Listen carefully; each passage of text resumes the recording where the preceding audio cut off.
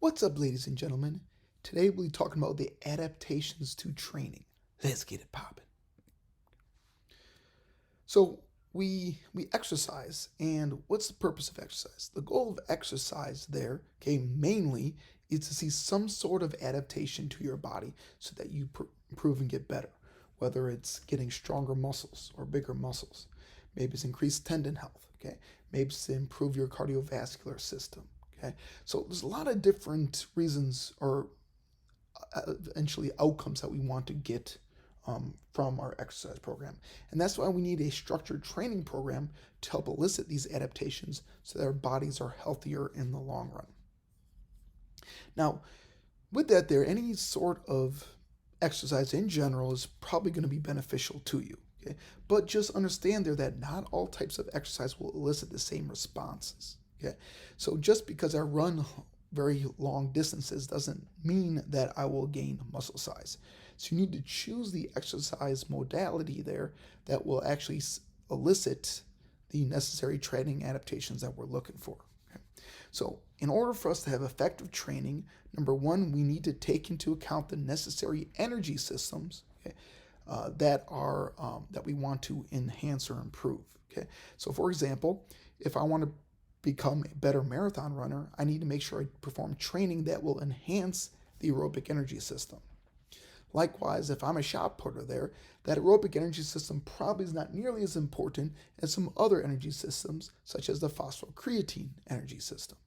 So again, make sure you're targeting the correct energy system that you want to enhance and improve.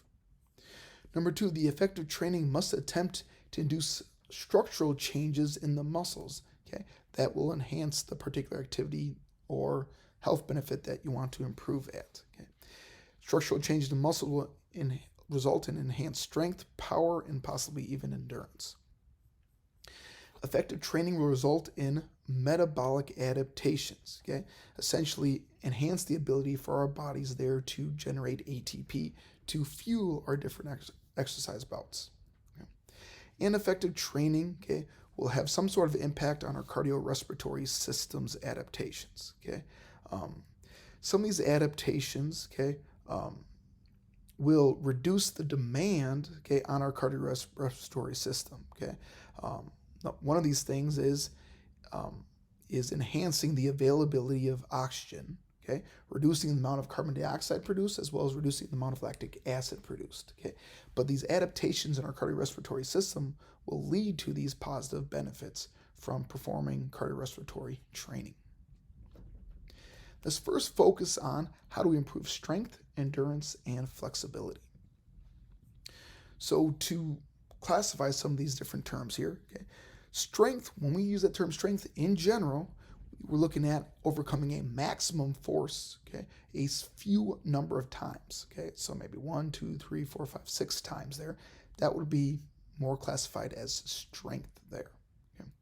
Nice thing about strength is that strength is oftentimes measured in absolute measurements, meaning how much weight did you lift there. And oftentimes when we're dealing with strength there, we look at how much is the maximum amount of weight we can lift one times. Yeah, maybe 2, 3, 4, 5, 6 times might be important, but in general, few reps, max amount of weight you can lift. That is what strength is defined as. Endurance is a smaller force. How often or what's the number of repetitions we can perform for a particular force or particular weight there, a maximum amount of times. Endurance helps us to persist in a particular exercise or movement. Essentially, are we able to do it over and over and over again? And power here is essentially creating a maximum amount of force there in as short of a time as possible. So essentially maximum force in a short period of time. That's what power is. Now what we need to think about here is endurance and strength lies at two ends of a continuum. On the right side here, if we're looking at absolute strength, few reps, very high weight. Versus endurance would be relatively low weight, but lots and lots of repetitions there. Now, especially in the weight room there, people often train to improve strength. Number one, because strength is absolute. It's something it's pretty easy to measure. For example, how much weight is on the bar there. Okay, and we can easily see improvements and progress there with strength. For example, if you lift a heavier weight in your next workout, that means you've gotten stronger. Or if you lift the same amount of weight, but you do in one extra repetition, that also means you're getting stronger. Now understand though, a lot of our activities, especially in sports there, involve a combination of both endurance and strength. Okay? So we need to target both endurance and strength there, okay, depending on the particular activity that the person is trying to improve at and what their particular needs are. Hypertrophy, okay, is one adaptation that can occur due to resistance training or strength training. Okay? And hypertrophy is just a fancy term for increase in muscle size. Okay? And specifically, hypertrophy can be defined as the increase in the cross-sectional area of individual muscle fibers. So essentially what cross-sectional area means is if you take a muscle, okay, and you chop it in half there, widthwise. So if you lay out your bicep muscle there, okay, as one long line, and you chop it in half widthwise, okay, you take a look at what that chopped part looks like, okay, where it was sliced, that is considered to be the cross-sectional area. In muscle hypertrophy, okay, so muscles get bigger there due to a variety of different factors of changes that occur in the muscle. Number one is increase the number and size of the mitochondria. So your mitochondria get bigger and more mitochondria in the muscle, that increases the total muscle size. Increase in total amount of contractile protein, specifically myosin. So as myosin, okay, those contractile parts there of the muscle gets bigger, the muscle will get bigger. Increased capillary density. So the more capillaries you have in a muscle, that muscle's got to get bigger to incorporate and hold in all those capillaries, as well as increased amounts and strength of various connective tissues, okay, such as tendons, ligaments, epimysium, perimysium, endomysium, sarcolemma. All those things increase in size there, leading to muscle hypertrophy. Now, hyperplasia is something that can happen. What hyperplasia is the longitudinal fiber splitting, essentially meaning you take a muscle fiber, and if you've ever seen a frayed rope has a lot of smaller, segments in it. But think about hyperplasia being like a frayed rope. So muscle will increase by splitting apart there, and those individual parts there could then increase in size. Okay?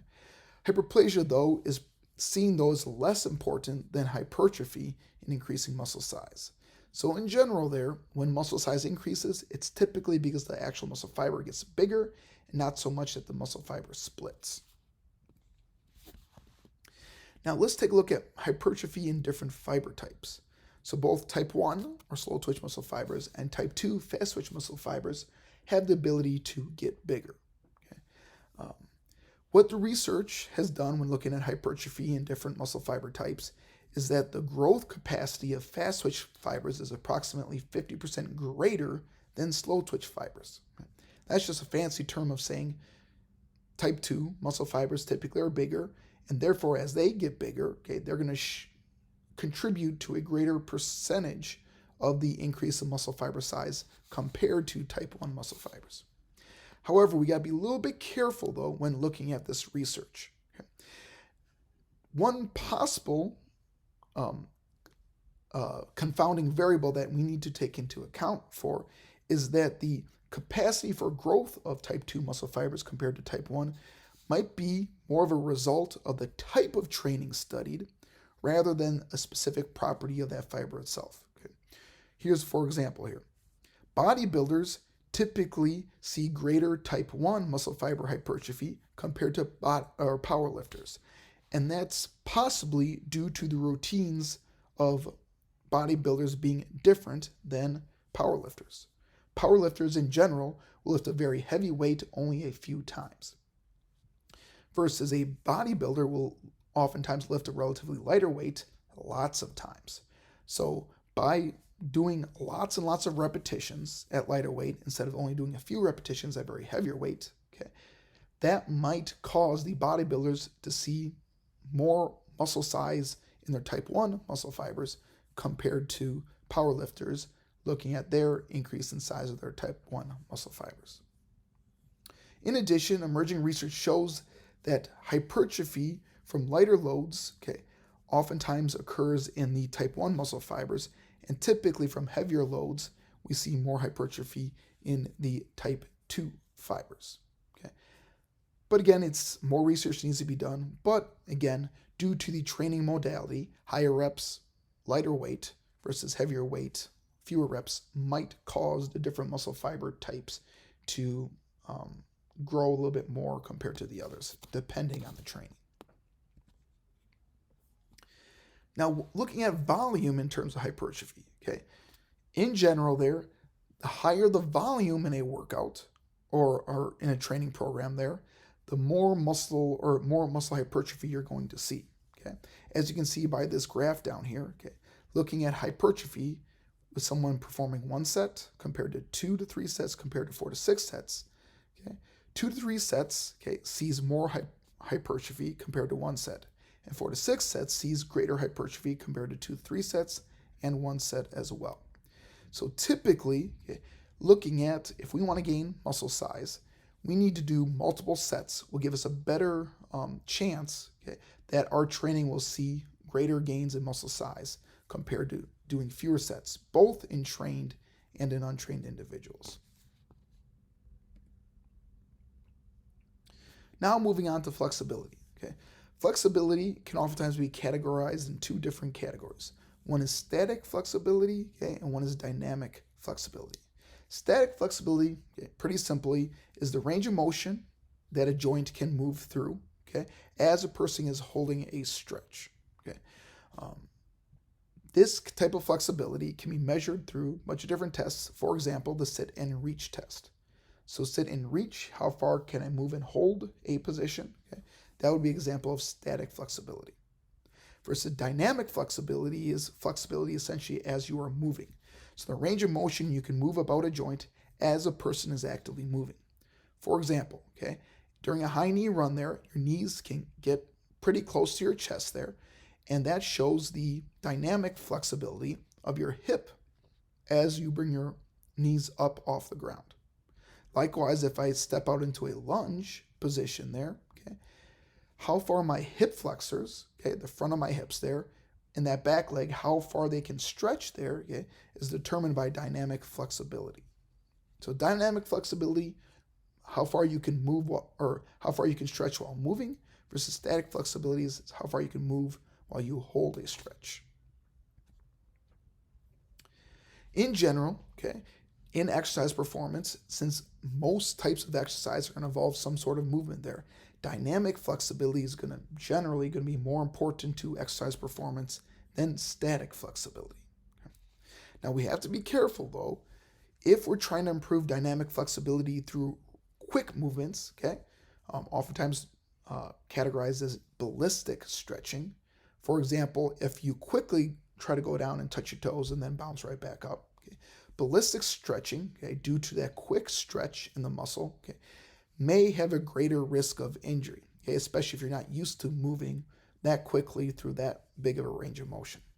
So ballistic stretching techniques just have to be careful when you use them, and use them appropriately, depending on experience levels and who you are working with.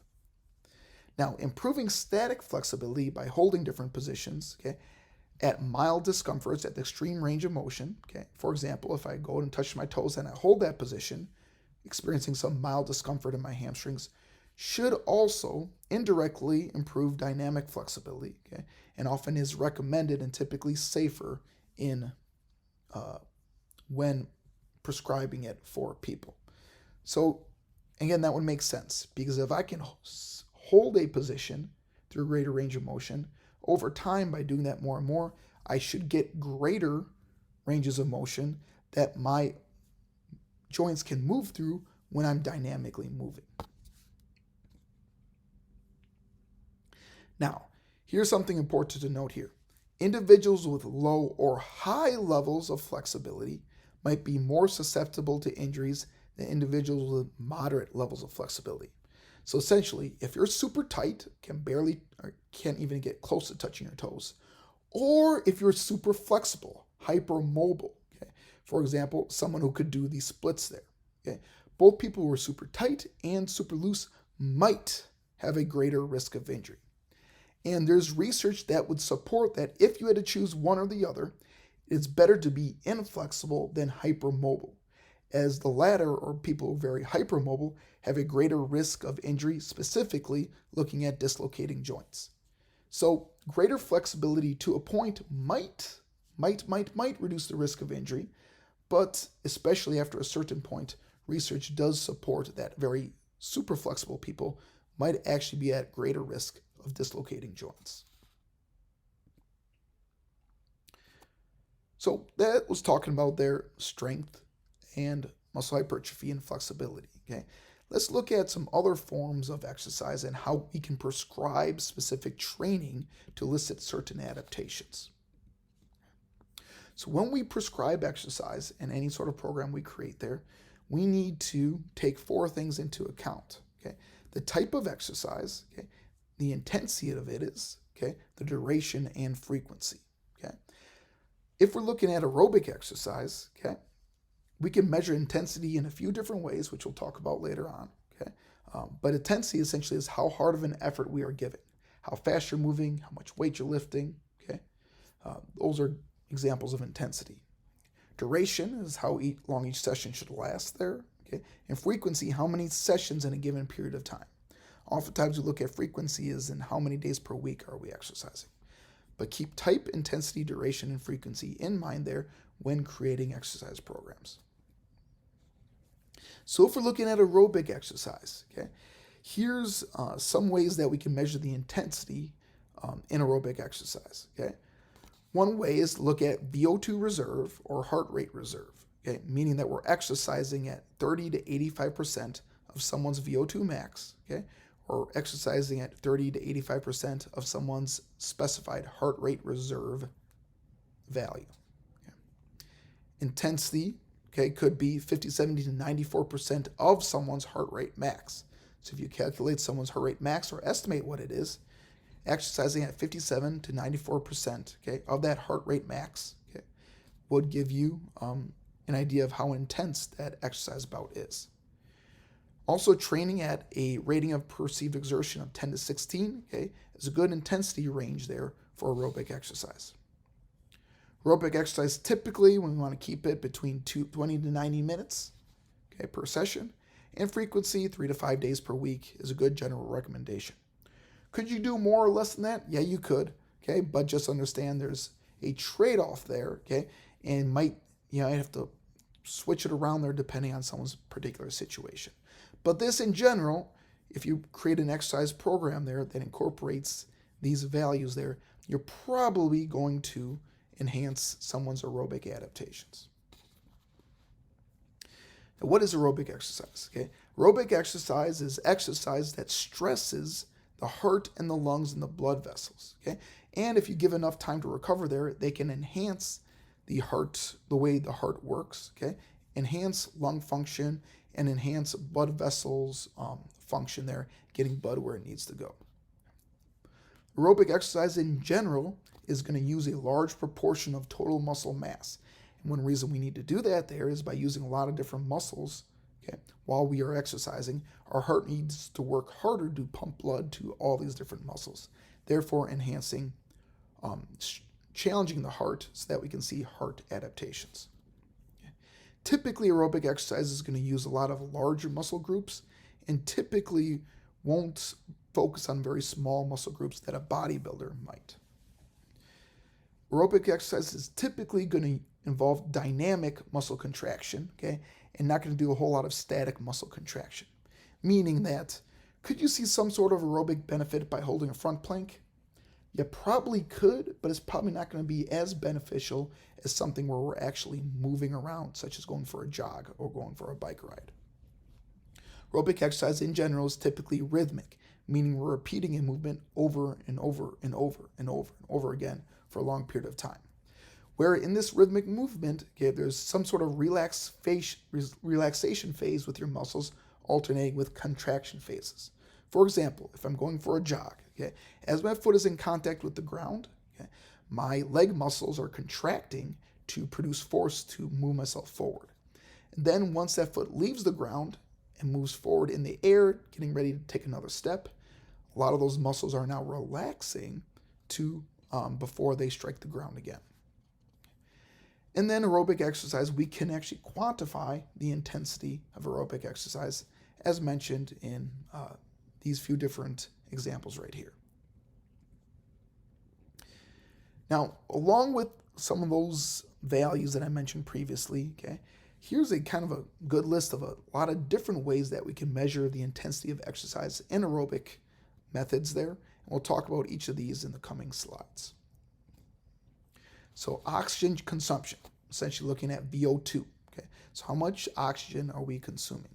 Okay, now this is typically the best heart rate method, okay, or best way there to measure the intensity of aerobic exercise, okay, and correlate that with how hard your heart is working, okay, because we can see a relationship between how hard our heart is working, okay, how many times it beats per minute, and oxygen consumption.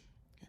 However, okay, oftentimes, in order to calculate what your actual VO2 max is going to be, okay, or how much oxygen you're consuming at submax intensities, it's typically impractical for larger populations, okay, because typically we need to do this using specialized equipment through a graded exercise test, okay, meaning gradually increasing the intensity. And this equipment's very expensive, and only being able to do really one at a time there, or one per researcher, does not make this very practical when you're working with larger groups of people. But finding out what someone's VO2 max is and using that to calculate how hard intensely I should work might be a way for some people to measure aerobic exercise intensity.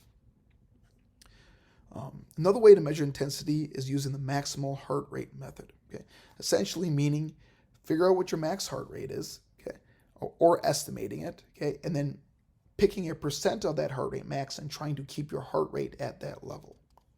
Now, what's important to note here is while this is a simpler method to calculate, it's simpler to calculate your maximal heart rate compared to some other methods there. It does underprescribe intensity of exercise by about 15%. Okay, so meaning if you are working at, let's say you want to jog at 80% of your heart rate max, you're not seeing the max amount of aerobic benefits because it's underprescribing that exercise intensity by about 15%. What is better, but involves a little bit more math, is the heart rate reserve method, otherwise known as the Karvonen method. Okay?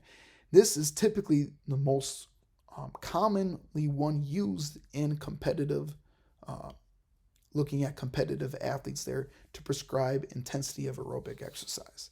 And I'll show an example of how you can calculate this in a future slide. Another way we can measure intensity of exercise is using the metabolic equivalent level, otherwise known as MET. Okay, and this is based off of tables. Okay, other researchers have created these tables looking at oxygen consumption using a wide range of different activities. Okay, and the nice thing about this, again, like these other methods, is that the value is quantifiable, where 1 MET is equivalent to 3.5 milliliters of oxygen consumed per kilogram of body weight per minute. Okay. We know previously that VO2, amount of oxygen being consumed there, is dependent on body mass there, meaning if you add more muscle, you will increase your VO2. And finally, we can measure the intensity of exercise using the rating of perceived exertion, essentially using a scale there. Okay, think about how hard this exercise bout is and use that scale to track how hard you're working in that exercise bout. So here's an example of using the MET there, using METs there to calculate the intensity of your aerobic exercise. So you had categories of light intensity aerobic activities, moderate activities, and then vigorous activities, and different MET values, okay, assigned to the intensity levels. So essentially, the greater the MET value, the more vigorous that aerobic exercise is. Here's an example of using the rating of perceived exertion, okay, and this specifically is called the Borg scale. Okay, it's a 6 to 20 scale. Okay, and basically you think about how hard am I working, okay, and think about it there and compare it to these uh, different descriptions. Okay, so if I'm working at a very hard intensity there, okay, this would roughly correlate to 17 on the Borg scale. Now, why the Borg scale is 6 to 20 is they use this to give a rough estimate of what your heart rate value should be at when you're performing these different exercise bouts. So, for example, if I'm exerting myself very hard there during an aerobic exercise bout there, okay, this would correlate to roughly 170 beats per minute, okay, for my heart rate. If I'm performing a light bout of exercise, okay, this should roughly correlate to a heart rate of 110 beats per minute. So this is the Borg scale. It's an example of rating of perceived exertion there to measure aerobic exercise intensity. Here's the heart rate reserve method, otherwise known as the Carvonen method. Okay, so the way this calculates there is you take 220, subtract your age, and this gets your estimated heart rate max. And a lot of people just stop here, but if you want to get a little bit more specific to more accurately measure how hard you're working in aerobic exercise, you would subtract from your heart rate max your heart rate at rest. So subtracting your heart rate at rest would give you your heart rate reserve. So this heart rate reserve value, this is what you multiply by your percentage, okay, or what percentage of your what percent heart rate you want to actually work out at. So take heart rate reserve, multiply the percentage at what you want to work out at, okay, and then to this percentage there, okay, you're going to add back your heart rate, your resting heart rate there, and that in turn will give you your target heart rate for that particular exercise bout. And here's an example of someone who's 20 years old, okay, and wants to work out at 70%, okay, of at a 70% pace there. Okay, this would be how you would calculate it. Let's look at exercise prescription in terms of resistance training. Okay, resistance training, if we look at volume there, volume typically is looking at the total amount of work performed in that training session, oftentimes multiplying sets by reps. Intensity is oftentimes how heavy of a load you use, percent of a 1 rep max. Frequency, how many sessions in a given period of time, typically how many times per week do you lift. Tempo would be the total rep duration. So if it takes me 90 seconds to finish a set, okay, you might use that there. Or, I'm sorry, I apologize. If it takes you, let's say, 10 seconds to perform 1 repetition there, that would be an example of tempo. And rest there, the time taken between sets. So with resistance training, strength training there, okay, we need to perform some sort of an exercise that's designed to stress the muscles enough there to cause protein synthesis to occur. Essentially, protein synthesis is a fancy term of creating protein. Okay. Also, we're looking at creating neural adaptations, essentially making your body more efficient performing a movement to improve the nerve-muscle interaction. Resistance training should choose exercises, okay? And these exercises should focus on specific muscle groups that you want to enhance the strength of and or the hypertrophy of. Resistance training can use both dynamic, so moving exercises, and static movements there, involving relatively higher levels of muscle contractions. And again, we can quantify resistance training by load, intensity, and volume. So as mentioned previously, volume is the total amount of work performed in a training session. Oftentimes, if you want to calculate the total volume in a training session, you can multiply your sets by the number of reps.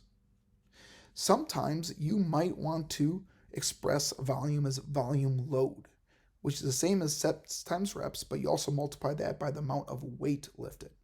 So if I performed 200 pounds on the bench press 10 times, okay, and I did 3 sets of it, I want to multiply 3 sets by 10 reps by a load of 200.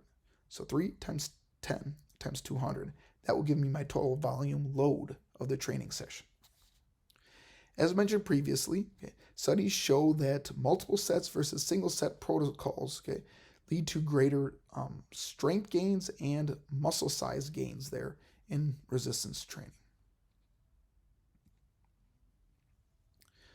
Now understand with any sort of training, okay, including resistance training, okay, we need to stress the body enough to elicit an adaptation, okay, but we can't do too much or too little.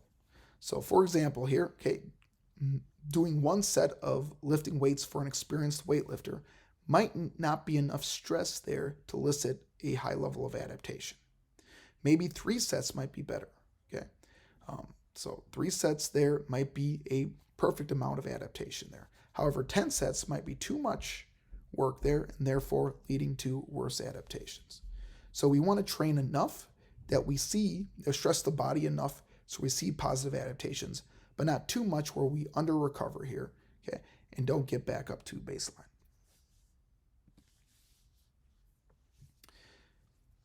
As mentioned previously, with resistance training, typically we look at percent of a 1 rep max there to determine how intense that particular exercise is, okay? How much weight that we're using.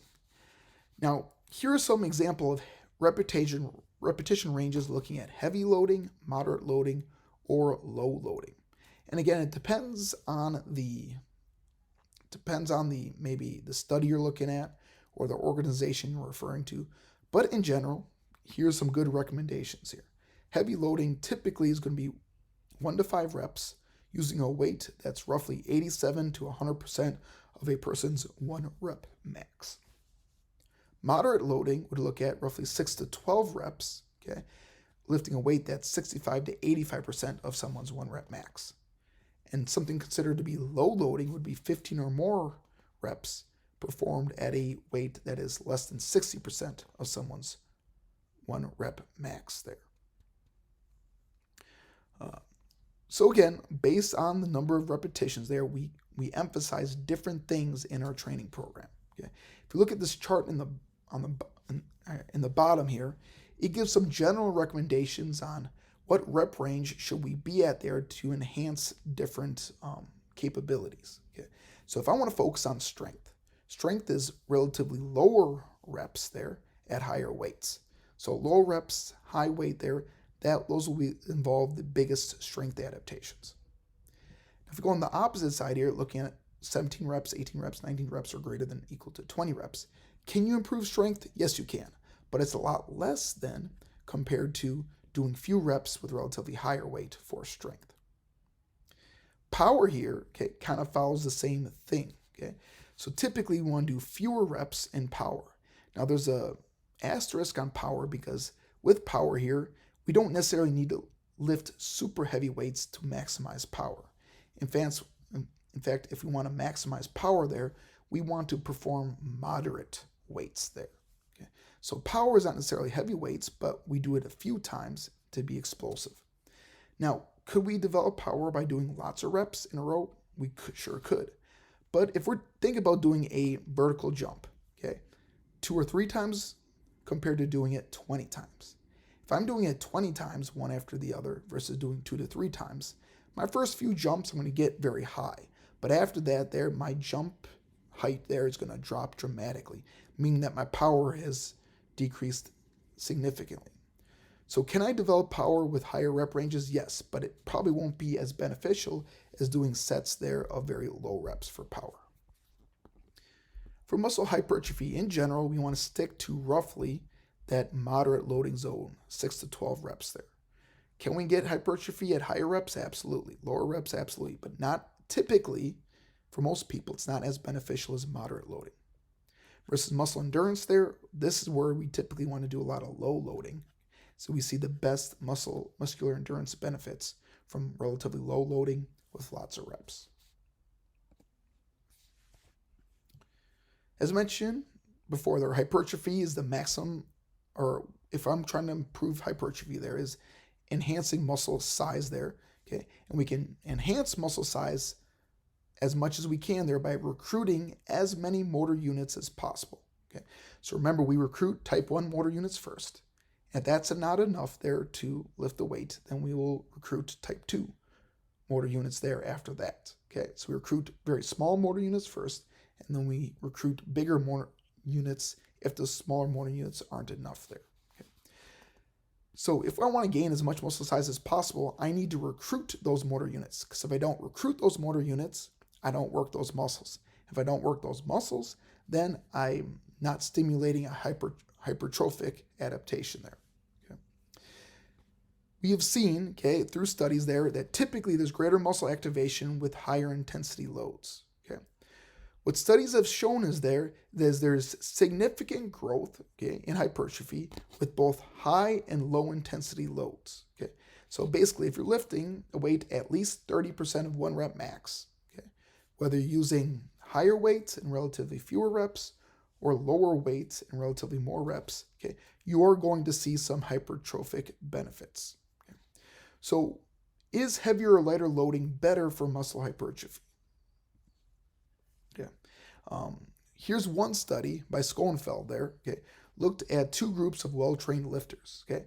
One group lifted relatively higher weight and relatively lower reps, choosing a weight that they would essentially max out at between 8 to 12 reps, versus the second group, okay, chose a weight that they would max out with after 25 to 35 reps. Okay. And in these two groups, they're using well-trained lifters.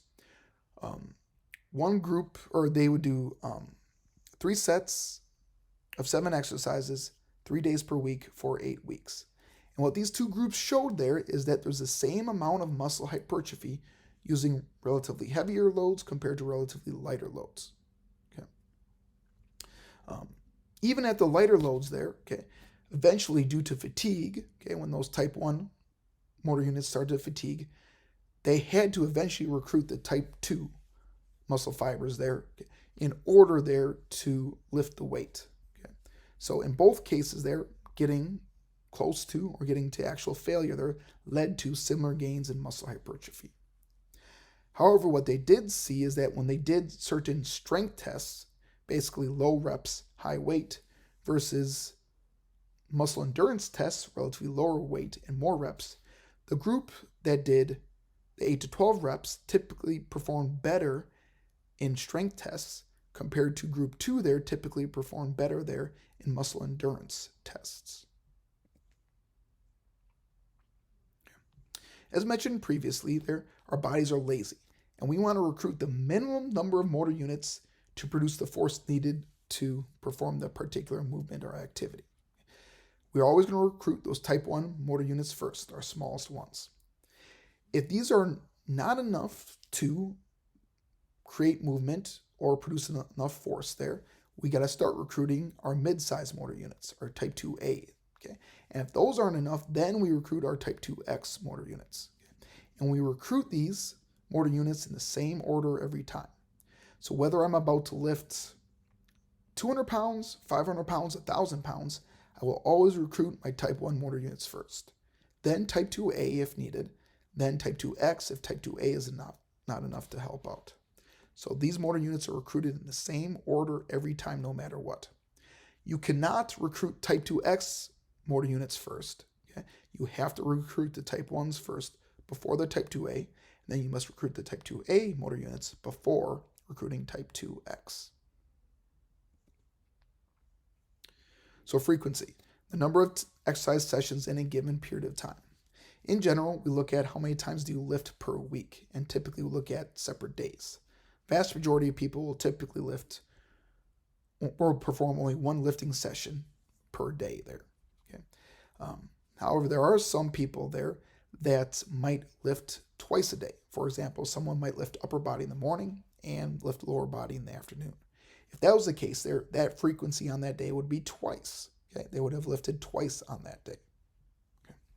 Now there's a volume frequency trade-off that we need to take into account. Okay,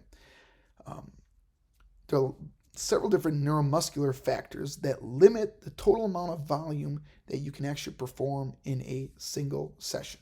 Okay, so for example here, okay, it will be very challenging if you performed 3 sets of 10 of the following workout. Okay, let's say you did back squats, 3 sets of 10, lunges, 3 sets of 10, leg press, 3 sets of 10, leg extensions, 3 sets of 10, leg curls, 3 sets of 10 there. Okay, and you performed all of those in one session.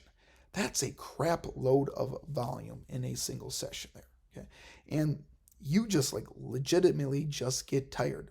Not both your muscles get tired, but just in your mind here, that's a grind. And so it can be very hard to continue to push through that grind there when you are so tired. Okay. So one thing is that you might, instead of doing 3 sets of 10 of all those different exercises, instead of doing all of them in one session, one time throughout the week, what you could do is you could split them up into 2, 3, 4, 5 sessions throughout the week. And that way you can do the same amount of work, same amount of volume there, but you'll have less fatigue per session. For example, you might do squats and leg curls in one session. In the next session, you'll do 3 sets of 10 of the leg press and leg extensions. Okay, and then maybe in the next session you might do lunges. Okay, so splitting up these exercises, okay, splitting up this total volume there across several different exercise bouts throughout the week, okay, means that during each session we would be less fatigued. Therefore, we can have better high quality work within each session. Okay, and therefore, that might lead to better strength and muscle size gains overall. Yeah. Another thing to understand, especially with newbies there, okay, the more often we practice something, okay, typically the better you're going to get at it. So especially with novices there, okay, having more frequent training sessions will help them get better at performing the actual movement. Okay? If you've ever seen someone who's new and fresh to doing bench press, okay, a lot of times they'll be pushing that bar up and down and that bar will be kind of wobbly. And one reason that bar is kind of wobbly is that person's not used to performing the bench press. The bench press is a new skill for them. So they're trying to learn how to do the movement. Okay? So with that there, okay, it might be more beneficial to have that person practice bench press 3 times per week there.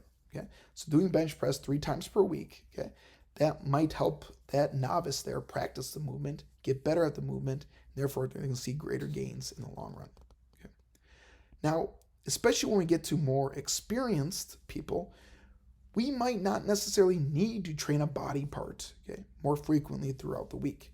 Bodybuilders, for example, might only hit their chest 1 to 2 times per week, versus a novice might hit their chest, okay, 2, 3, 4 times per week. So why don't we train body parts more frequently in more experienced individuals? Okay. One of these big reasons why is that these bodybuilders, more experienced there, they're able to push themselves, okay, a lot further than a novice, because a novice might not be used to pushing themselves to complete failure, versus a bodybuilder is used to pushing themselves to complete failure. Okay, the novice is worried more about the technique, okay, versus the more experienced person already knows the technique, okay, and they can focus more on effort and less about on how to do the movement properly. Okay, so with these with bodybuilders, okay, they might want to, in order to get more workouts in throughout the week and not get and not have one workout session affect other exercises in that same workout session, is they might want to perform more split workouts. What split workouts mean is that we're focused on one specific muscle group in a session. Okay? So for example, a bodybuilder might decide to focus on chest exercises on Monday. So they would do bench press, they would do cable flies. Okay? Tuesday they might want to focus on back. Okay, might want to do lat pull downs, bent over rows. Okay? Wednesdays there we might want to focus on legs. So legs would be squats, leg curls. Okay, so by splitting up their routine there, focusing on different muscle groups in workout sessions, okay, day after day there, okay, this might help them, okay, to not, number one, help muscles they've worked previously recover while they are resting it. Number two, they can perform more workout sessions throughout the week because they are working different muscle groups in each session, so they can work out more often, but they're only hitting the muscle group, okay, a couple times each week. And this in turn there might help them recover a specific muscle group between sessions. Now, especially with newbies there and those who maybe don't need to focus so much as gaining muscle size and people with busy schedules, okay, or they got other things they need to focus on, they might choose to perform total body workouts, meaning they work upper and lower body in the same workout. Now, the nice thing for this here is that we could possibly hit a muscle group more often throughout the week. So split routines, the downfalls of that is you've got so many different muscle groups you want to hit throughout the week, you might only hit that muscle group once or twice. Okay? Versus for the total body groups, you could lift legs 3 days a week, Monday, Wednesday, Friday. Okay, but you might decide to do there is that you might decide that you can, say you're a cross country runner, you don't necessarily need to get super big, but you do want to get stronger. You could only have just a couple total body lifting sessions in a week there. And that way, having fewer lifting sessions and still get positive strength benefits out of it, that might in turn allow you to spend more time running, okay, because your time is limited. So, number one, you could hit with total body sessions, you can hit each muscle group more often throughout the week, or you could perform fewer sessions throughout the week, but lift intensely enough at each of those sessions if muscle size or strength gains is maybe not your primary focus, such as in cross-country runners. Okay. Also here, okay, understand workouts can be divided into multiple sessions per day there, okay? Same total volume divided between the two sessions. So working out twice in a day might help you get even more higher frequency during a training cycle. So looking at some studies there with well-trained lifters, okay? Workouts with greater frequency, okay? So 3 days per week, okay? Comparing that to 1 day per week per muscle typically leads to better strength gains and more hypertrophy when volume is equated between groups, okay? So what this means is if I performed, let's say, across the entire week, okay, I performed 3 sets of 10 back squat, okay? If I performed 1 set of 10 back squats, okay, for 3 days, okay, that would be the same amount of volume as performing 3 sets of 10 back squat on 1 day per week. Okay? So meaning if volume is equated, if the volume is the same throughout the week there, it's been shown there that there's better strength gains and more hypertrophy when the volume is equated between the groups. Okay. Some study results have shown that powerlifters typically improve strength and muscular adaptations, okay, when this equal volume was divided into 6 lifting sessions compared to 3 training sessions per week. So another study looked at powerlifters. One group lifted 6 times a week, okay, with fewer sets in each session, okay, compared to other groups. Another group there performed 3 workout sessions per week, and in each session they had more sets per session. So powerlifters saw better strength and muscular adaptations when they had shorter, more frequent workout sessions throughout the week. In addition, lifters training twice per day as opposed to once per day with equal volumes typically demonstrated greater strength and hypertrophy gains. Okay. So again, it seems like studies seem to show there that the more times we work a typical muscle group, okay, as long as the volume is the same throughout the week, okay, more often we work out, okay, the better strength and muscle hypertrophy adaptations we're going to see. Okay. However, there's a lot of caveats that we have to take into consideration here. Okay. Number one is the novelty factor. Okay. So if I work out very often there, okay, working out might become very stale for me. So if I only have to work out twice a week, okay, that's a lot different than me having to work out 4 times per week. Okay. So the novelty factor there, okay, working out more often might not make someone as motivated because they have to do it more often. Okay. Second there, again, these studies here were assuming that volume was the same. Okay. Now, if you did, let's say one person did 1 workout per week compared to 3 workouts per week, but they did the same number of sets in each session there, the person working out 3 times per week would have a lot more sets performed compared to the group that only worked out once per week. So if you're not equating volume there, these results might change. And you have to take overreaching into consideration. If you are being worn down, if you're overreaching, and if you're not recovering between workouts there, you might need to decrease how often you lift throughout the week or work out throughout the week in order to see positive adaptations.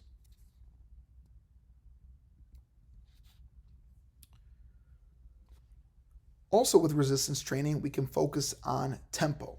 So, tempo, remember, is the total rep duration. Okay, and this adds together the concentric, okay, isometric, and eccentric actions of the movement. Okay, to keep it simple, there, okay, concentric or eccentric movements is lowering the weight.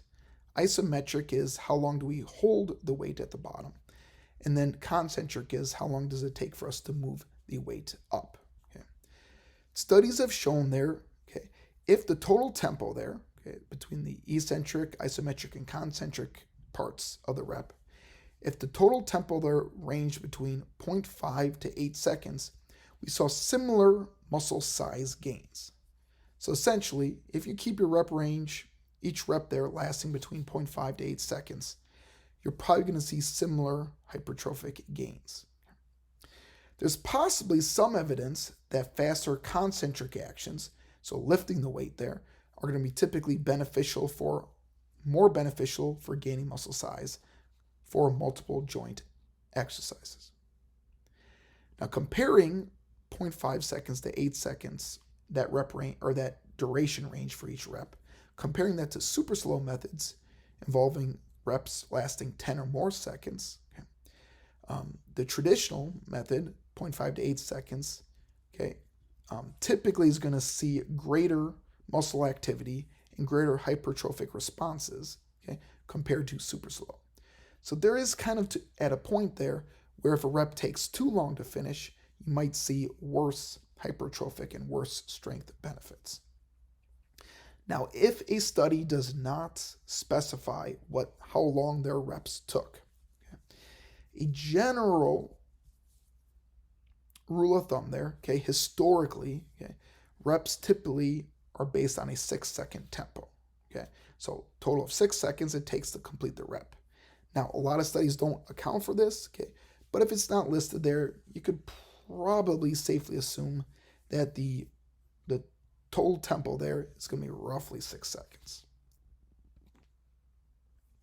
This table here, you can pause this video and take a look at it yourself there, but these give some general good recommendations for how many reps, how many sets, okay, and how much rest we need between sets there if you want to work on certain aspects of muscles.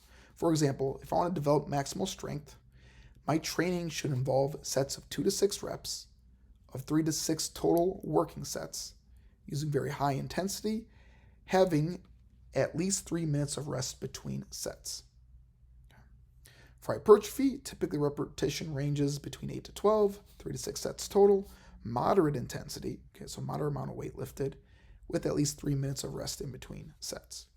So again, use this table here, okay, with the people that you're creating exercise programs for if you want to focus on different specific adaptations there to muscle strength and hypertrophy. So how long do you need to rest? Okay, the rest length depends on the goal of the workout, and a lot of it depends on maybe the energy system you want to enhance. Okay, so if I want to enhance the ATP or phosphocreatine energy system, our work to rest ratio would range from 1 second of rest or 1 second of work for every 3 seconds to rest, to a work to rest ratio of 1 to 20. For every second of work, 20 seconds of rest. Some studies have looked at rests as long as 30 seconds or maybe even 40 seconds. But if you have this work to rest ratio, you're probably going to be focusing a lot more on enhancing the ATP PC energy system. If you're trying to enhance the anaerobic or lactic acid energy system, glycolysis, you want to have a work to rest ratio of 1 second of work for every 2 seconds of rest. Aerobic exercise, typically 1 second of work for every 1 second of rest. HIIT training, high intensity interval training, typically does, okay, for every 2 seconds of work, you have 1 second of rest. For hypertrophy training, at least 2 to 3 minutes between sets. But again, choose the rest interval so that your energy systems can recover enough so that you can see the positive adaptations that we are trying to work and enhance. So we've been talking about working and resting there. Okay.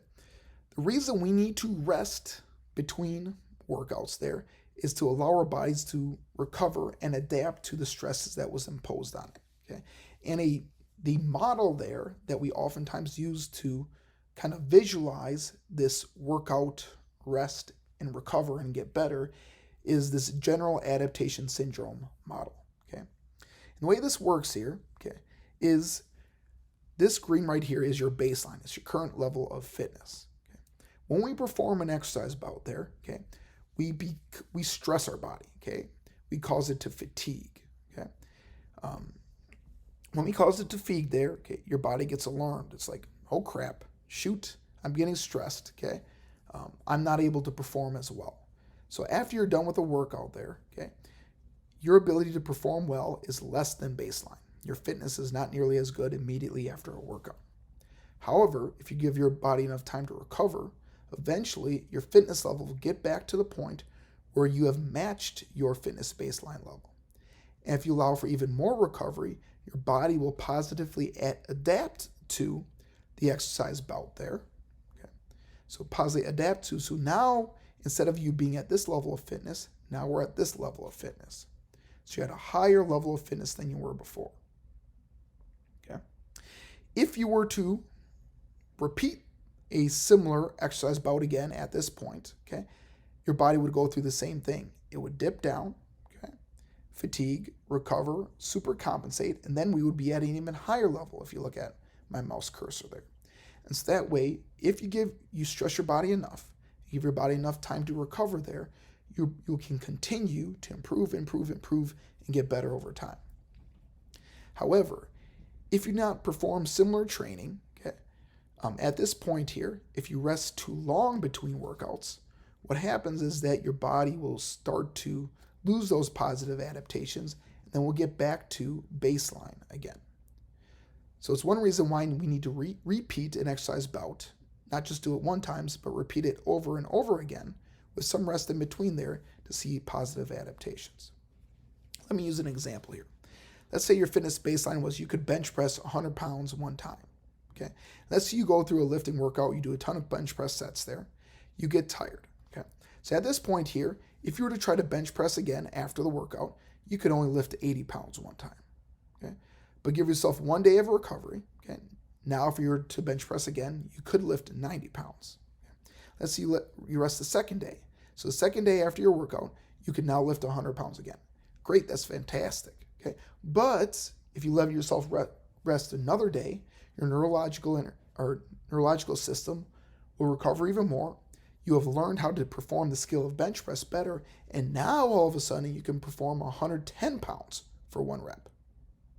If you were to not lift arms again, if you went on vacation, didn't work out again, and then a week later you tried to bench press again, you probably would be back down to only being able to lift 100 pounds one time.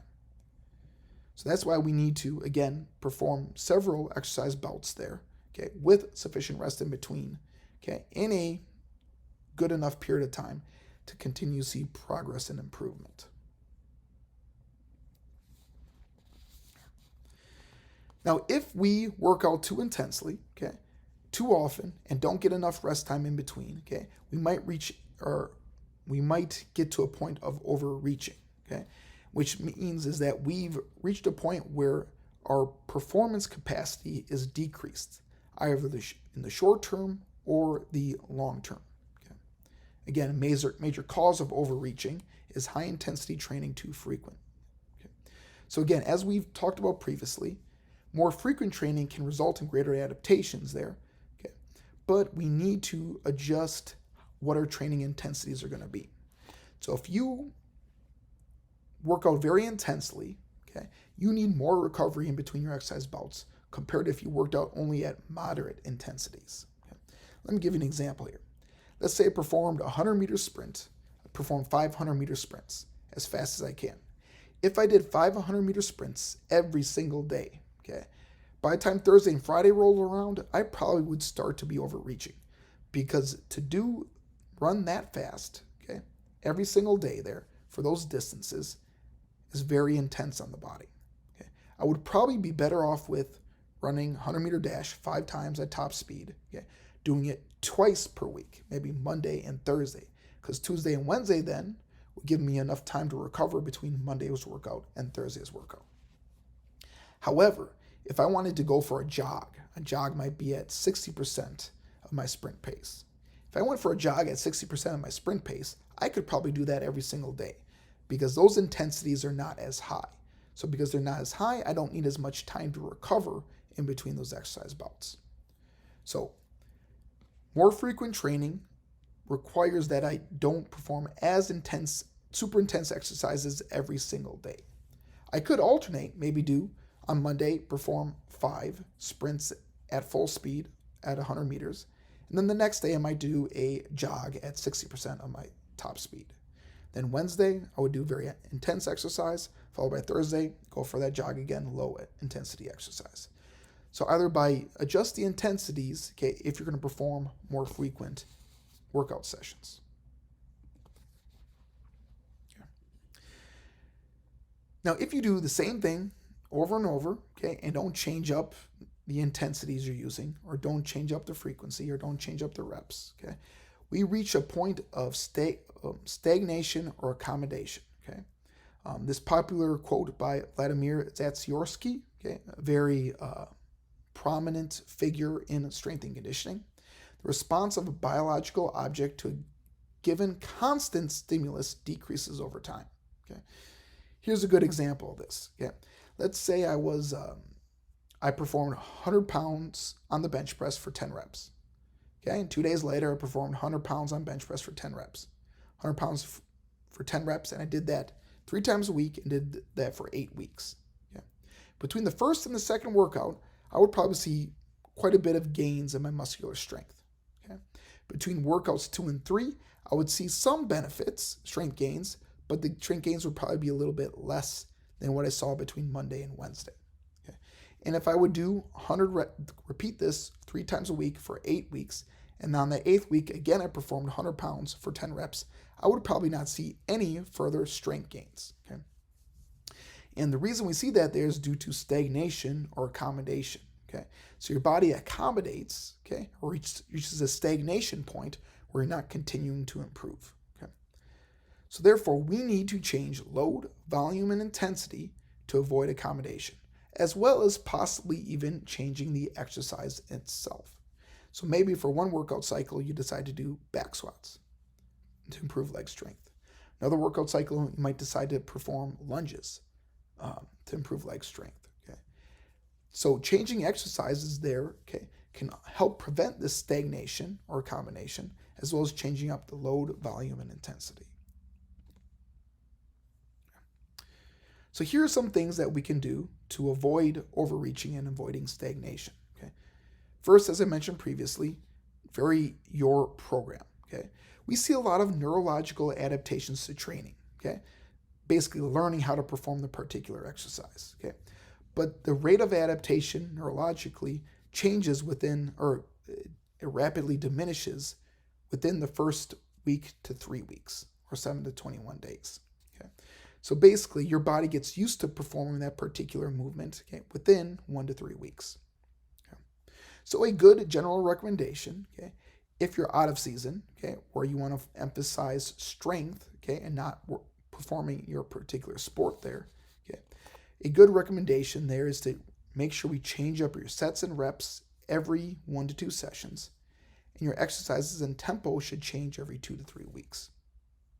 If I'm in season, where performance is the main goal in your sport, okay, we might not want to necessarily change up our exercises as often there. Okay, might not want to change the sets and reps maybe as often, because with a change in sets and reps, with a change in exercises, okay, this might elicit some sort of excess soreness that we don't want to see. So in here, when performance is the goal, You typically want to change sets and reps every 2 to 4 sessions, okay? And exercises and tempo should be changed roughly every 3 to 5 weeks. Again, these are just general recommendations, but varying up your program there will help prevent overreaching and stagnation. Talked about previously changing up your movements there, but essentially changing the different exercise you're using there will create greater variety in your workouts. Okay, um, what this does there is when we choose a variety of different exercises, it forces our central nervous system to learn how to perform these different movements more. Okay, um, allowing there to your body to constantly trying to be adapting to this new movement or this new stimulus there. Okay. By changing up the movement there, we can also decrease overuse injuries. Okay. So if you perform, like, let's say bench press 3 times a week, okay, normal bench press with the same hand width there, okay, perform it 3 times a week for an entire year, you might start to experience some shoulder injuries, okay, where your shoulders just get sore and they're hard time not getting sore there, and they feel tweaked and stuff. And this could be due to you performing too much of this normal bench press. You might want to change it up by performing dumbbell bench press sometimes. Maybe do incline bench press sometimes. So changing up the movement there creates greater variety and reduces the risk of getting an overuse injury. In addition, okay, by performing different movements there increases your body awareness, essentially understanding where your body is in space and your overall coordination. Also, okay, we can focus on mixing fitness and strength training together. Okay, cardio, okay, training does not seem to affect strength training as much to what it once was thought.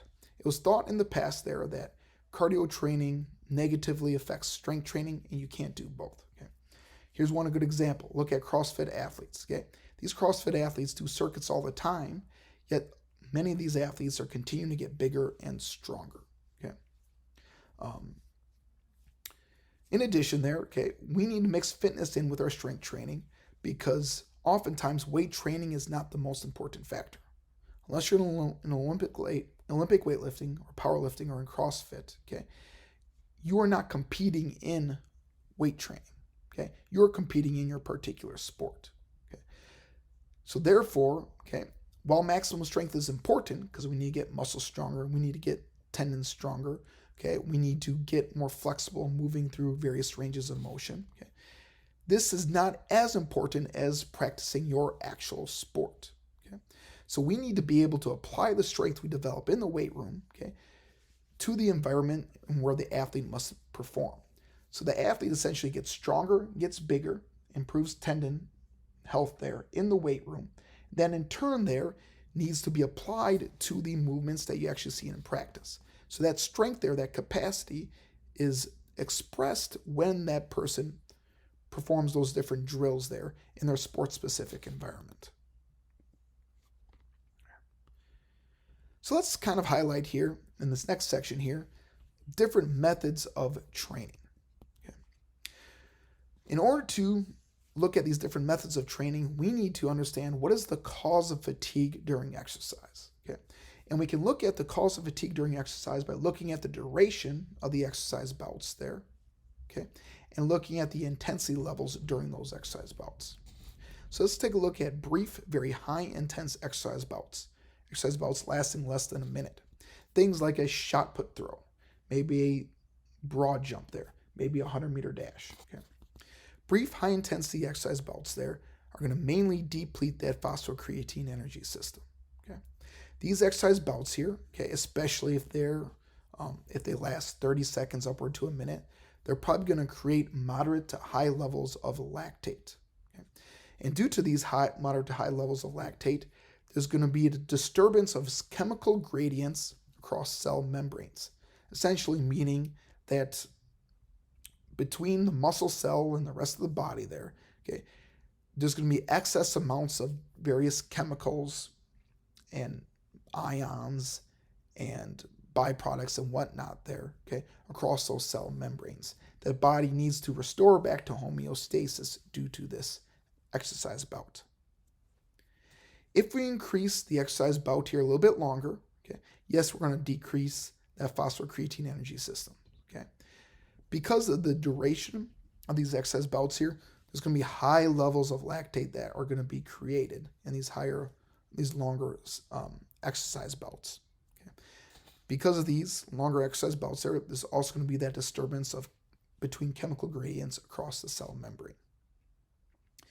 If we look at prolonged exercise, okay, due to these longer length, okay, intensity levels can't be as high as the brief and the longer high intensity bouts. Okay, we look at typically intensity levels can be typically moderate to high in nature. And due to the intensity bouts not being as high, lactate accumulation will occur, but it's going to be more moderate in nature compared to high lactate levels, especially in 1 to 7 exercise bouts. Now, for exercise lasting 10 to 40 minutes, we're going to see some sort of glycogen depletion in the body, okay, partially in nature. Dehydration is going to have a greater impact on the exercise performance, okay? And we're going to also, again, see a disturbance of chemical gradients across that cell membrane.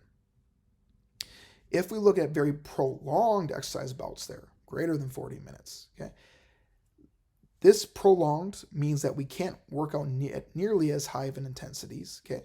Probably looking at low to moderate intensity levels. If we're working out for at least 40 minutes, glycogen depletion, okay, is going to have a greater impact. Dehydration is going to cause you fatigue. Your body temperature will increase, maybe to a level that is not sustainable. Okay. Your blood glucose levels will get very low, and you're going to see a disturbance of blood amino acid levels. So again, all these are different causes of fatigue there during exercise bouts there that last different lengths of time. So when choosing the method that you're going to use with training, you need to know your activity. Okay? You need to know whether your activity involves explosive release of energy during specific movement patterns. For example, a 100-meter sprinter knows they got to sprint very fast, okay, and very explosively. Some activities are going to look at more gradual release of energy during efficient movement patterns. So, for example, an 800-meter runner does not sprint as fast as they can off the gun. Instead, they might sprint at 80 to 90% of their fastest speed, okay? And they might maintain that pace there throughout the race, and then at the very end of the race, they might try to run as fast as they can. Some activities involve the slow release of energy for extended period of times with efficient movement patterns. Looking at a marathon runner. Again, a marathon runner is not going to sprint as fast as they can at the beginning of a race. They're going to go at a pretty good clip, okay, probably moderate clip there, but they got to maintain that clip or pace there for the entire race. So make sure you know your activity in order to choose the particular training method you want to take a look at. So with the principles of training, remember our training needs to be specific to the adaptations or the sport that we want to enhance there. Okay. So we need to ask ourselves when we create our training program, are what we're doing is needed? Okay. For example, acceleration development, vast majority of activities are going to require some sort of acceleration, whether it be soccer, basketball, football, baseball. Okay. Now, swimming will need acceleration development, but not from a sprinting perspective. So swimmers there, okay, might do acceleration development, but it's going to be acceleration while swimming instead of acceleration while running. Top speed development will, again, be used by most everyone there, okay, but maybe not linemen, okay.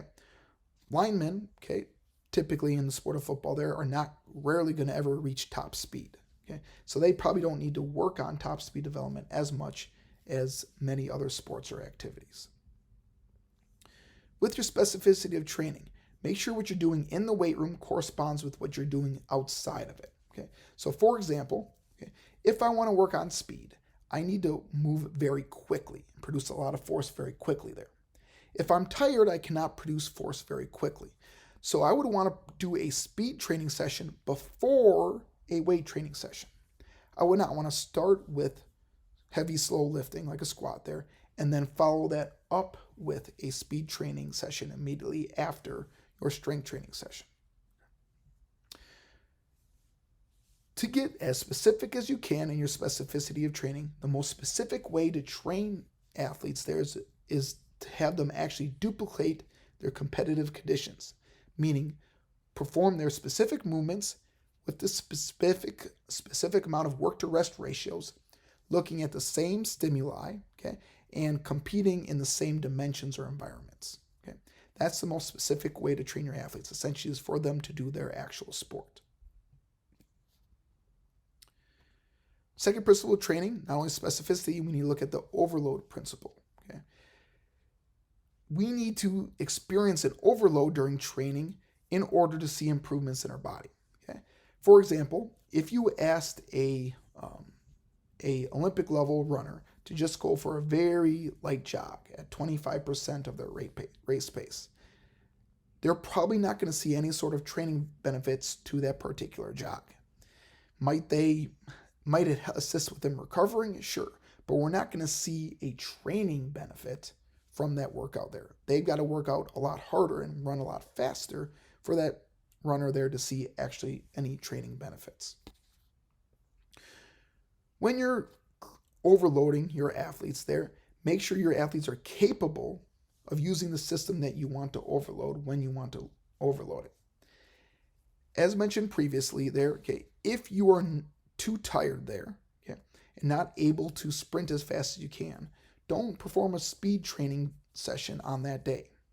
So in the previous slide there, if you've just done a squat workout, okay, don't have them do a sprint training session on that same day. Give them at least some time, or immediately after. Give them at least some time in between their lifting session and their sprint session so that they're recovered enough there for them to be able to sprint fast, whether it be hours after or maybe even days after. Also, make sure that your training methods, they look at specific physiological systems, whether it be energy systems, the muscular system, cardiovascular system, and allow the overload principle there, apply it there so it actually enhances that particular physiological system.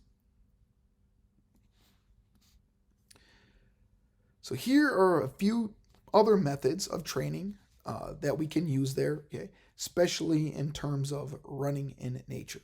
And we'll go through each of these and kind of talk about what they want to focus on, okay, in the next several slides. Endurance training, okay, or otherwise known as continuous exercise, okay, means performing some sort of activity at a moderate intensity for a long period of time, whether it means going out for a jog and keeping that same jog pace there for, let's say, 30 minutes there, or maybe it's swimming for an hour, maintaining that same pace there, okay, or biking at 15 miles per hour and just keeping that pace there. Okay. If you're performing endurance training, its main focus, well, it can enhance other capabilities, but its main focus is to train the pulmonary system and the cardiovascular system. I want to make a note of this here. The main purpose of endurance training is to train the pulmonary and cardiovascular systems. Okay? And they do this there by eliciting the following physiological changes. Okay? Number one, they can increase pulmonary capacity, okay? Essentially enhancing your ability for your lungs to perform work. It increases your ability of your body to absorb oxygen. It increases your ability to run at a specific pace there, okay, and maintain that pace there for a long period of time. It is able to increase your cardiovascular capacity. Okay? It's able to increase the capacity of blood vessels to carry blood. Essentially, your blood vessels will now be able to carry more blood, therefore allowing you to get more blood to the working muscles. Endurance training also increases the number of capillaries in the muscles, okay, that are being used there during that particular exercise bout. So essentially, if you perform a lot of endurance training, your leg muscle, or endurance training as a runner, your leg muscles there will have more capillaries in them after from training, okay, compared to what number of capillaries you had in those muscles before you started your training regimen. Here's some more metabolic adaptations to endurance training. Okay, so again, you can look at the adaptation and you can look at the consequence due to that adaptation there, again, for your own benefit there. And here are some of the adaptations to your cardiovascular system, okay, specifically, and the consequence for that. Again, feel free to use these there to see why we would perform some sort of endurance training. Second form of training is interval training, okay, meaning that we're going to repeat exercise bouts separated by short recovery periods, okay. Could be defined by time there. These recovery periods could be, for example, less than 90 seconds, okay. But mainly, though, is that these recovery periods are incomplete, meaning that you don't fully recover between your exercise bouts. So a lot of interval training, for example, let's say you run at 85% of your race pace, or you run at race pace, let's say for 3 minutes. Then you might run at a jog pace for 2 minutes. That jog pace for 2 minutes is a short rest interval. It does not allow for complete recovery, but allows for some recovery so that you can then repeat that 3-minute bout of running at 85% of your race pace again, followed by 2 minutes of jogging. So essentially, intermixing higher pace activities with lower pace activities, okay, where the lower pace activities allow for recovery, but incomplete recovery at that, is an example of interval training. Now, while this interval training does enhance the pulmonary and cardiovascular systems, the main purpose, and I would mark this down somewhere in your notes there, the main emphasis there is enhancing heart function. Specifically, the physiological changes that you see with interval training to the heart is increase the strength of the heart. So the heart is able to squeeze out blood more forcefully after interval training. It increases the size of the heart, so the heart actually gets bigger due to regular interval training. It increases the stroke volume of the heart, essentially meaning that with every heartbeat there, more blood is pushed out into the body. And then it can also increase oxygen pulse there. So all these are some of the physiological changes there, okay, due to interval training. And again, feel free to take a look at this table here. Okay, if you want to look at different interval training variables there, and how you can incorporate that there into your particular program. Repetition training. Okay, so repetition training is kind of like interval training, where you'll have repeated bouts of higher intensity activities. Okay, but these intensities there, number one there, are going to duplicate the intensities seen in competition. Okay? But this is going to be separated by complete recovery period. Okay, so we work out very intensely there. Okay, but you see complete recovery in between those exercise bouts. So these recovery periods, unlike with interval training where there's incomplete recovery, there's complete recovery in between repetition training. And this repetition training, while it does focus on a lot of different factors, it's mainly designed to train muscle metabolism. Okay, so here are some of those physiological changes due to repetition training. It improves muscle metabolism there. Okay, so being able to create that ATP. Okay, it does this by increasing the ability to utilize the lactic acid system. So it makes that lactic acid system more efficient, okay, and works faster than it was able to before. It increases your body's tolerance for the accumulation of lactic acid, meaning that after repetition training, okay, you can accumulate more lactic acid in your body there without it affecting your performance. Repetition training increases oxygen debt capacity. Okay, so it makes oxygen debt capacity not as negatively impactful on you. As well as it can increase the bufferization and alkaline reserve there of your body, essentially meaning it can buffer the acidic nature of your body there, okay, due to the buildup of lactic acid a lot better and get rid of that lactic acid much more efficiently compared to someone who's not undergone repetition training. Sprint training is similar to repetition training, okay, but specifically with sprint training, okay, we see, just like with repetition training, we do see a complete recovery period in between exercise bouts there. Okay. But now, unlike maybe repetition training, where the intensities of competition is what we're trying to train at there. Sprint training has near maximum effort. Okay. So let me give you an example here. Okay. Repetition training, okay, might, like for example, in basketball. If I'm a basketball player, I'm not always sprinting at full speed on a basketball court. Okay. There are times there on the basketball court where I might be guarding my defender and I might just be bouncing on my ankles there, but I'm not sprinting very fast at all. Okay. So I might be just running at a slower pace because I just have to stay in front of my guy. I don't need to sprint full speed. Versus sprint training, the biggest difference between sprint training and repetition training is sprint training has maximal effort or near maximal effort. Okay. So both involve complete recovery, but sprint training meaning I'm actually moving as fast as I can. And the purpose of sprint training there is designed to improve the speed of the movement and coordination of the movement. Okay. So the physiological changes we'll see is number one, speed and coordination of the movement. Okay. Number two is we'll see an increase in the number of muscle fibers actively used in the movement, essentially improving motor unit recruitment. Okay. We will see increased muscular strength due to sprint training. We will see increased muscle size due to sprint training. We will see increased thickness and toughness of the sarcolemma of the muscle. So essentially that muscle is becoming stronger. And we'll see the connective tissue associated with that muscle, okay, epimysium, paramysium, endomysium, the tendons and such, those will actually become stronger there, okay, and larger due to sprint training. Here's some of the metabolic, physiological, and structural adaptations to sprint and strength training. Again, feel free to take a look at this at your own convenience. Let's take a look at fartlek or varied pace training. Okay, this comes from the Swedish term meaning speed play. Okay, and this is originally involved in running with sudden changes in speed. Okay, associated with rhythmic gymnastics in nature. Okay, but we oftentimes see this in running sports. Okay, and essentially what fartlek training does is combines other training methods and or serves as a transition between different training methods.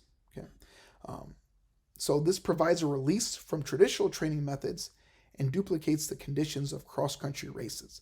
So fartlek training might be you run at a faster pace, okay, for a certain period of time. And then there might be a certain period of time where you run at a slower pace, okay?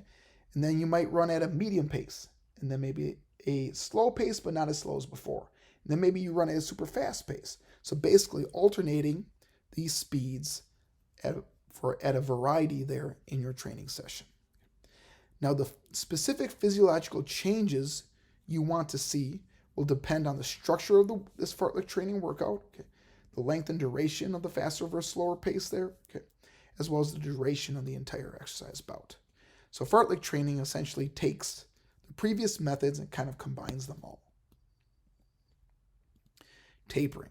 Tapering is very important because it's a period of controlled rest, okay, preceding some sort of major competition, okay, meaning that we back off, okay, the volume of work done. Maybe instead of doing 3 sets in the weight room, maybe we'll only do 2 or 1 sets. Okay. It might involve the back off on intensity, although usually this is not always, typically not the case. But you might, instead of lifting at 95% of your heaviest weight possible, you might lift at, let's say, 85 or 80. So keep relatively high intensity, but by backing down the intensity there, that is another form of tapering. And what this does, though, is that it allows your body to recover from the accumulated fatigue that you've undergone due to going through your training program. And this is important here, okay, because we need to recover between our exercise bouts there, or we need to recover from our accumulated fatigue that's undergone through our entire training program there, so that we can perform our best at these major competitions. Okay? If we don't allow for this, our bodies might not recover enough in time, and we might not see the benefits at this big major competition. Okay? Now, the thing is, some well-meaning athletes will train hard through their entire workout cycle, but during this tapering period, okay, whether it be a few days, a week, maybe a couple weeks before a major competition, they might decide to continue training super intensely and perform a high volume of this intense work close to their main competition. And what they might, if they ignore this, or if they ignore backing off there and continue to train very intensely, they might underperform at this major competition, and they might not actually see their best benefits until after that major competition has occurred. So again, it's important for major competitions, we back off on the volume of work done by decreasing sets, decreasing days per week working out, okay, things along those lines. We might need to decrease the intensity of work performed, okay, whether it be the speed of the movement or amount of weight lifted. Okay, so a little bit of tapering will help enhance recovery, leading to the best possible benefit there for a major competition. Here are some of the metabolic adaptations to training. Now, they were summarized in some of the previous tables on some of the slides in the previous or earlier on in this presentation, but I want to kind of discuss these in a little bit more detail here on these next few slides. Okay, so due to exercise training there, okay, we see an increased activity of mitochondrial enzymes. Okay, so essentially through aerobic training, okay, we see that the oxidative metabolism, basically our aerobic energy system, okay, creates ATP faster, okay, due to aerobic energy system. Okay. Number two here, due to some of this training here, okay, pyruvates, okay, does not need to be converted to lactate, okay, because our body is better able to use our aerobic energy system, okay. Our glycolytic energy system, glycolysis, lactic acid energy system, doesn't need to work as hard to create as much ATP. Therefore, less lactate is produced. Number two, due to enhanced training there, fatty acids are better utilized there to create ATP. Okay? So what we can do at submax intensities, okay, we can use more fats and less glycogen. So especially in marathon runners, if I can use fats for energy instead of my muscle glycogen for energy, therefore I can spare some of that muscle glycogen for when I really need it for sprinting at the end of the race. Okay. Metabolic adaptations to training, we see increased stores of muscle glycogen. So your body stores more glycogen, so it can use that there for creating ATP. Due to the several training methods mentioned previously, okay, lactic acid buffering is improved. Okay, so with a greater oxidative capacity, so if I'm able to use my aerobic energy system much more efficiently, okay, we can use that any lactic acid that is produced better more to produce ATP, because we can buffer that lactic acid a lot more efficiently. We see increased blood capillary numbers due to our aerobic training, okay, due to enhanced ability to deliver oxygen to the working muscles and removing carbon dioxide from those active muscles. We see increased amounts of myoglobin in the muscles. With more myoglobin means that we can bring more oxygen to the muscles. Okay. These adaptations, okay, metabolic adaptations, can occur in all muscle fiber types, whether it's type 1, type 2A, or type 2X. However, what's important to note here is the changes can only occur in the muscle fiber types that are actually recruited during activity. Okay. So if I want to see these increased mitochondrial enzyme activity, better fatty acid utilization, improved lactic acid buffering in my type 2 muscle fibers there, okay, I need to actually recruit them during my exercise bouts there in order to see those positive adaptations. So if all I do is long, slow jogs, I'm not going to recruit those type 2 muscle fibers because I don't need them. The long, slow jog is just I'm able to produce enough force with just my type 1 muscle fibers. So if that was the case there, I would not see any of these metabolic adaptations in my type 2 muscle fibers. I would have to run at faster paces instead of long, slow jogs, maybe do some fartlek training or increase the intensity at various parts there of my run there in order to see these positive metabolic adaptations there in my type 2 muscle fibers. Here's some of my oxygen adaptations due to training. Okay, we know that resting VO2 is related to body mass. So therefore, if I add muscle, I increase my VO2. Okay. Now, resting VO2 will remain unchanged if there's no muscle that is actually added. So I can't change my resting VO2 ability if I don't actually increase muscle. To enhance submax VO2, okay, this remains unchanged unless the mechanical efficiency of movement improves.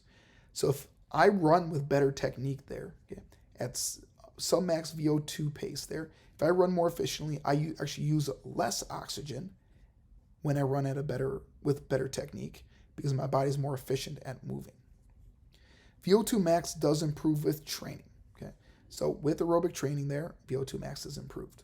Okay, if I train at high intensities, at a higher intensity and more frequently and longer duration, okay, leads to larger and faster improvements in VO2 max.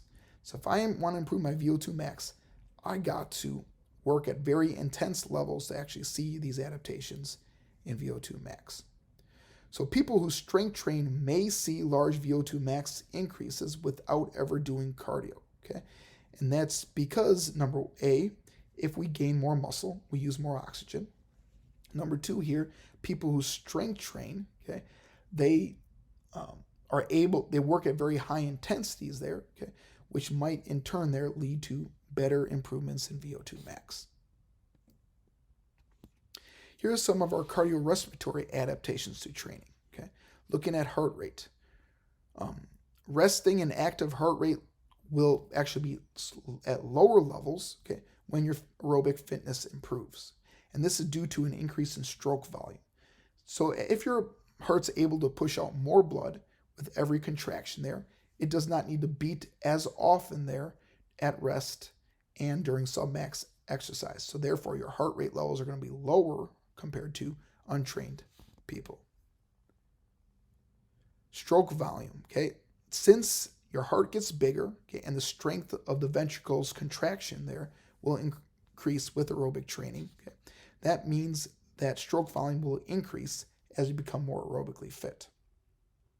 Cardiac output, okay, is related at rest there, is related to body mass and will not change with training at rest. However, okay, at max there, cardiac output is going to be considerably higher for a trained individual due to a higher stroke volume.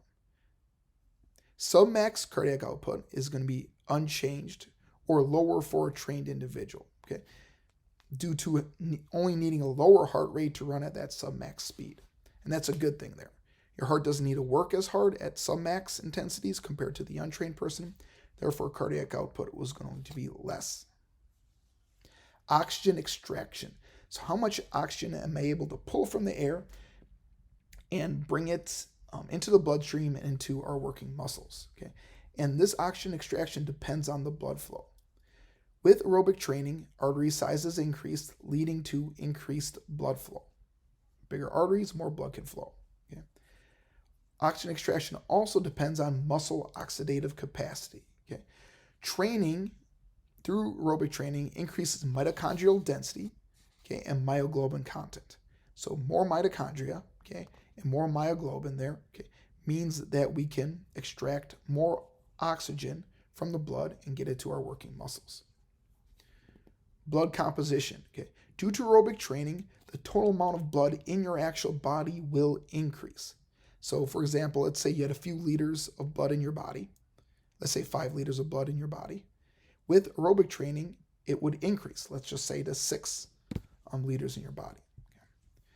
So one reason that the total volume of blood in your body increases is that we got the number of erythrocytes will increase, meaning oxygen carrying red blood cells. We get more red blood cells due to training. Also, the amount of hemoglobin in the blood will increase with training. Okay. Now, please note here, not all types of training induce all the possible adaptations that I just expressed in these 3 slides. So, aerobic training, okay, will enhance some of these, but will not enhance others. Strength training will enhance some of these, but not others. So a lot of these metabolic adaptations, these VO2 adaptations, cardiorespiratory adaptations, happen with aerobic exercise, okay, but might not happen as much with resistance training. Okay. And finally, this last slide is about getting strong and the importance of strength. Okay. Strength is important there, okay, because strength is kind of a proxy, or it gives a rough estimation of how much in shape here someone is in. Okay, typically a healthier person will be stronger, and they've seen that there in studies there, because they've seen that a higher grip strength level means that typically someone has a lower risk of disease or illness. So basically, essentially, if you're stronger, your risk of having a bad disease and or your risk of dying is going to decrease by quite a bit there because you're stronger. Okay. So yes, cardiovascular improvement is important there, but big takeaway here is that get strong. Okay. The stronger you are, the less likely you are to get sick, okay, and less likely you are to die. That's all I got. If you have any questions, let me know. Have a good day. Booyah.